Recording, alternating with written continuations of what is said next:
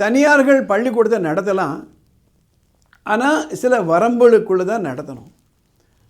ஆனால் சில பள்ளி நிறுவனங்கள் தங்களுடைய வியாபாரம் இது நினச்சிட்டு குடும்ப வியாபாரம் நினச்சி நடத்துகிறாங்க. இந்த இடத்துல தான் நம்ம ஜாக்கிரதையாக இருக்கணும். பள்ளிக்கூடம் வேறு, வியாபார ஸ்தலம் வேறு. பள்ளிக்கூடத்தில் தன்மையாக இருக்கணும், டீச்சர் நல்ல பாடம் சொல்லிக் கொடுக்கணும், டிசிப்ளினை பார்க்க வேண்டிய பொறுப்பு மேனேஜ்மெண்ட்.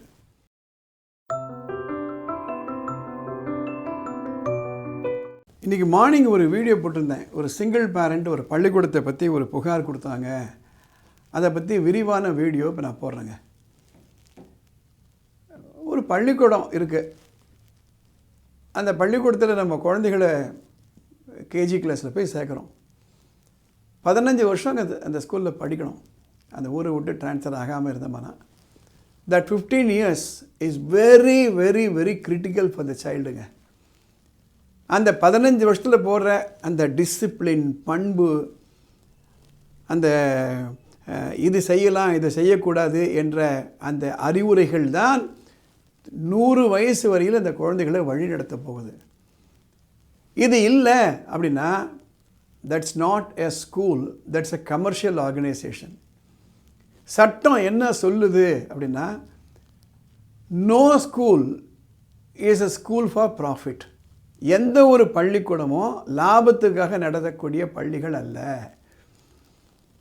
ரொம்ப கிளியராக இருக்காங்க கவர்மெண்ட்டில். தனியார்கள் பள்ளிக்கூடத்தை நடத்தலாம், ஆனால் சில வரம்புகளுக்குள்ளே தான் நடத்தணும். ஆனால் சில பள்ளி நிறுவனங்கள் தங்களுடைய வியாபாரம் இது நினச்சிட்டு குடும்ப வியாபாரம் நினச்சி நடத்துகிறாங்க. இந்த இடத்துல தான் நம்ம ஜாக்கிரதையாக இருக்கணும். இந்த பேரண்ட் என்ன ஃபோன் பண்ணி என்ன சொல்கிறாங்க, சார் டிசிப்ளின்றது மருந்து அளவு கூட இல்லை சார். பசங்க வீட்டில் வந்து சொல்கிறாங்க, மம்மி இதெல்லாம் நடக்குது ஸ்கூலில், அதெல்லாம் நடக்குது ஸ்கூலில். நார்கோட்டிக் பிரான்ச் உங்களுக்கு தெரியும், போதைப் பொருளுக்காக ஒரு போலீஸ் டிபார்ட்மெண்ட் இருக்குது. அவங்க அந்த ஸ்கூலில் ரெய்ட் பண்ணி மாணவர்களுடைய ஸ்கூல் பேக்லேருந்து ட்ரக்ஸை கைப்பற்றுறாங்க. நம்ம பேப்பர்லெல்லாம் படிக்கிறோம். வளர்ந்த பெண் குழந்தைகள் பாதுகாப்பாக இல்லை, டீச்சர்கள்லாம் வகுப்புக்கு சரியாக வரதில்லை, முன்ன போல் இல்லை சார் அந்த ஸ்கூலு. என்ன செய்யலாம்? அவங்களுக்கு நான் 2 விதமான அட்வைஸ் கொடுத்தேன். ஒன்று, உங்களை போலவே இருக்கக்கூடிய மற்ற பெற்றோர்களை அழைத்து கொண்டு ஒரு 10 பேர் 15 பேர் போய் அந்த கரஸ்பாண்டண்ட்டை போய் பாருங்கள். அந்த அம்மா சொல்கிறாங்க, கரஸ்பாண்டன்ட் பார்க்கவே முடியாது சார், உள்ளே இருந்துக்கிட்டே இல்லைன்னு சொல்லிடுவார் சார் அப்படின்றாங்க.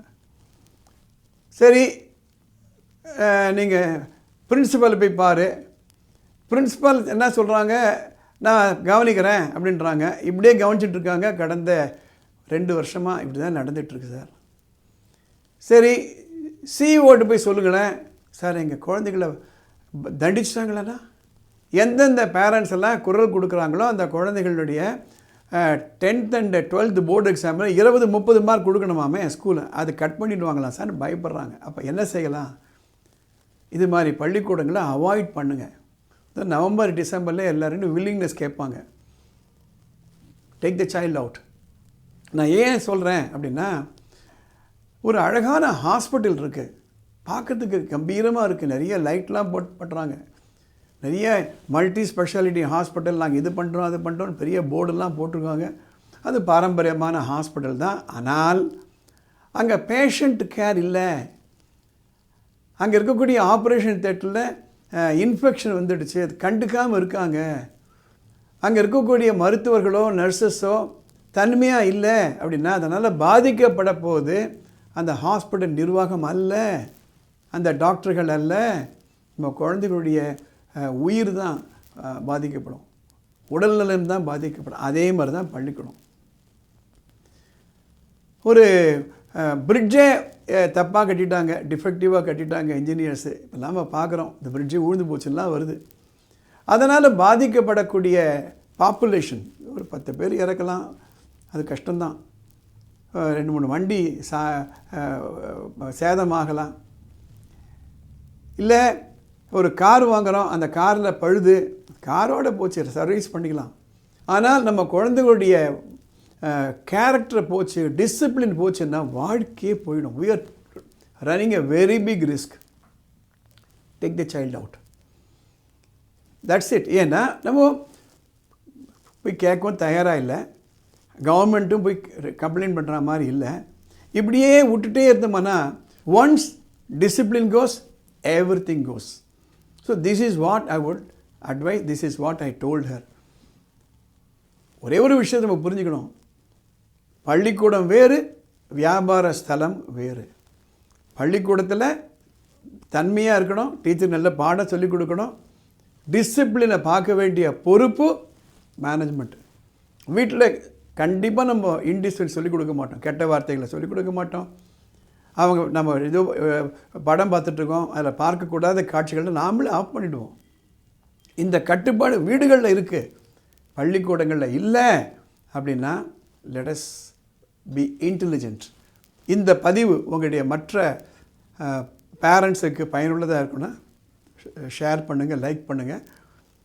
படிப்பு சம்மந்தப்பட்டு உங்களுக்கு ஏதாவது குழப்பம் இருக்குதுன்னா மேலே ஒரு வாட்ஸ்அப் நம்பர் போகுது, அந்த நம்பருக்கு ஒரு மெசேஜ் அனுப்புங்க, வாய்ஸ் மெசேஜோ அல்லது டெக்ஸ்ட் மெசேஜோ. அடுத்த எபிசோடில் நான் கிளியர் பண்ணுறேன். இந்த சேனல் உங்களுக்கு பயனுள்ளதாக இருக்கும் நீங்கள் நினச்சிங்களான்னா இதுக்கு சப்ஸ்கிரைப் பண்ணுங்கள், லைக் பண்ணுங்கள், ஷேர் பண்ணுங்கள். அடுத்த எபிசோடில் பார்க்கலாம்.